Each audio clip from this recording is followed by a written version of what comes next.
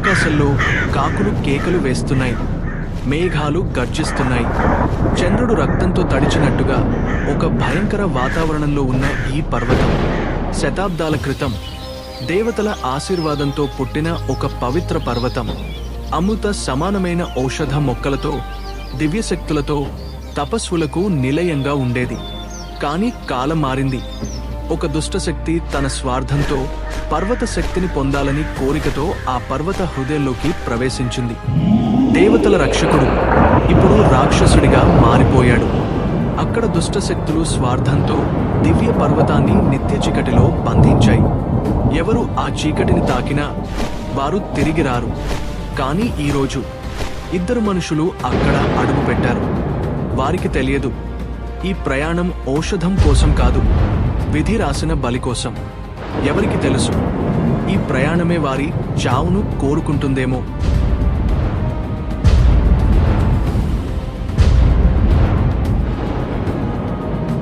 విహాన్, తన్వి ఔషధాన్ని కోరుకుంటే ఈ భయంకర శక్తి వారి ప్రాణాలను కోరుకుంటుంది. మీ ప్రాణం నాకు ఆహారం, మీరు మీ మరణాన్ని వెతుక్కుంటూ వచ్చారు అని వారిని బెదిరించింది. చీకటి లోతుల్లో రాత్రి మేఘాలు భయంకర శబ్దాలు చేస్తూ విరిగిపోతున్నట్టనిపించింది. తన్వి విహాన్ వైపు తిరిగి నెమ్మదిగా చెప్పింది, విహాన్, ఈ పర్వతం ఒకప్పుడు పవిత్రమైనది. దీని రక్షకుడు దేవతల చేత నియమించబడిన యోధుడు. కానీ శతాబ్దాల క్రితం గంధర్వపల్లిలోని దుష్టశక్తులు ఈ పర్వతంలోని దివ్యశక్తిని ఆక్రమించాలని ప్రయత్నించాయి.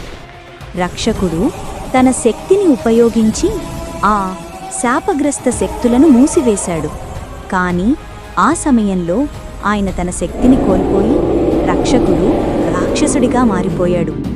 దివ్యశక్తి అంతా అంధకారంలో చిక్కుకుపోయింది. అప్పటి నుంచి ఆయన రక్షకుడు కాదు, ఆయన రాక్షస మృగం. ఇప్పుడు మన ముందు ఉన్నది అతనే.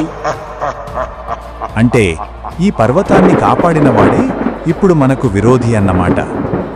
ఆ క్షణం ఆ ప్రదేశంలో గాలి బలంగా ఊపిరి పీల్చుకున్నట్టయింది. రాతి నేల కంపించింది. వారి ముందు ఉన్న రాక్షసుడు భయంకరంగా గర్జించాడు. దాని స్వరం పెడుగులా మోగింది. మీరు మానవుడు, ఎంత ధైర్యం ఉంటే మీరు నా లోకంలో అడుగు పెడతారు? ఈ పర్వతం నా అధీనంలో ఉంది, ఎవరికీ దీని దివ్యశక్తి దక్కదు. తన్వి భయంతో వెనక్కి అడుగు వేసింది. కాని విహాన్ ముందుకు వచ్చి గట్టిగా అన్నాడు, రక్షకుడా, నేను నీ శత్రువు కాదు. నేను నిన్ను ఈ చీకటి బంధనాల నుంచి విడిపించడానికి వచ్చాను. ఈ చీకటి నుంచి విడిపిస్తావా? ఈ చీకటి నా రక్తంతో కలిసిపోయింది. దానిని తొలగించగలనని అనుకుంటున్నావా? మూర్ఖుడా! విహాన్ నిశ్శబ్దంగా తన గురువు ఇచ్చిన మంత్రరాయిని తీసుకున్నాడు. దానిలో నీలికాంతి మెరిసింది. జీవాన్ని కోల్పోయిన ఈ పర్వతానికి తిరిగి ప్రాణం పోసే శక్తి నా దగ్గర ఉంది. నీతో ఈ చీకటి యుద్ధం చేయడానికి నేను రాలేదు. ఈ పర్వతం మళ్లీ దివ్యంగా వెలిగేలా నేను చేస్తాను. దానికి బదులుగా నాకు ఔషధం ఇవ్వు. ఆ మాటలు విన్న రాక్షసుడు ఒక్క క్షణం నిశ్శబ్దంగా ఆలోచించాడు. తర్వాత అతనిలో కోపం తగ్గి ప్రశాంతంగా చెప్పాడు, నాకు శాంతి కావాలి, ఈ శాపం ముగియాలి. కానీ నువ్వు అలా చేస్తే నీ ఆత్మ ఈ పర్వతంలో కలిసిపోతుంది. విహాన్ కళ్ళు మూసుకుని అన్నాడు, నా ప్రాణం ఈ లోకానికి త్యాగమవుతుందేమో కాని ధర్మం బతుకుతుంది. అదే ఈ చీకటికి వెలుగవుతుంది అని చెప్పి అతను మంత్రరాయిని రాక్షసుడి హృదయంపై ఉంచాడు. ఒక్కసారిగా చీకటి గాలి చీలిపోయినట్టయింది. దైవశక్తిలాంటి కాంతి చుట్టూ విరిసింది.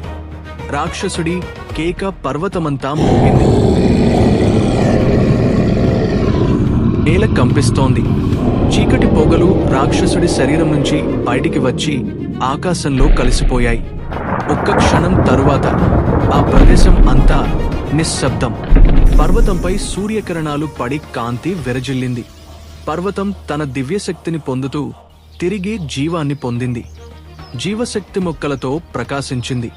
రాక్షసముగం తిరిగే తన రూపాన్ని పొందింది. రక్షకుడి అసలు రూపం దేవత తేజస్సుతో మెరిసిపోతూ ఉంది.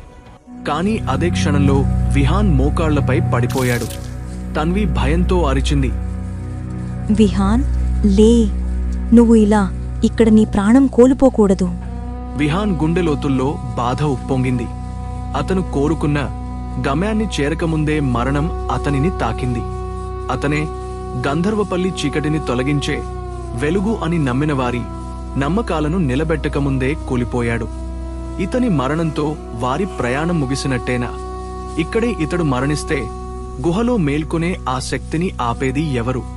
ఆ శక్తిని ఆపడానికి మరో శక్తి పుట్టిందా? లేక ఇదే ఈ కథకు ముగింపా?